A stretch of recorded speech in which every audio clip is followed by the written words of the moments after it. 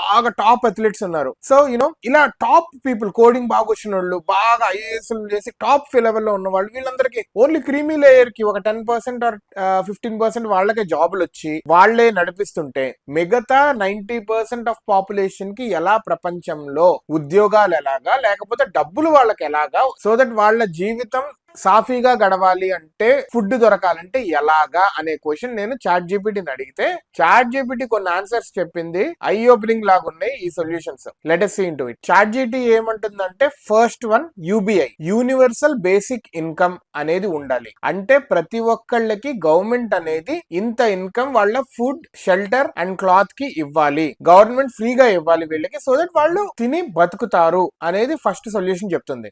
So ఇప్పుడు మొత్తం machines వచ్చేసి మొత్తం డెవలప్ చేస్తుంది కదా, ఆటోమేషన్ అయిపోయి, సో దట్ ఈ మెషిన్స్ ఏవైతే మనీ జనరేట్ చేస్తుందో దాంట్లో కొంత పార్ట్ అనేది హ్యుమానిటీకి ఇవ్వాలి అండ్ దీనికి తగ్గ పాలసీలు గవర్నమెంట్ లో రావాలి అని చెప్పి యూబీఐ, యూనివర్సల్ బేసిక్ ఇన్కమ్ అనేది ఫస్ట్ సొల్యూషన్ కింద చెప్తుంది. సెకండ్ వన్ ఏం చెప్తుందంటే రీడిఫైన్ వర్క్ అండ్ కంట్రిబ్యూషన్, ఇది ఒకటి చెప్తుంది.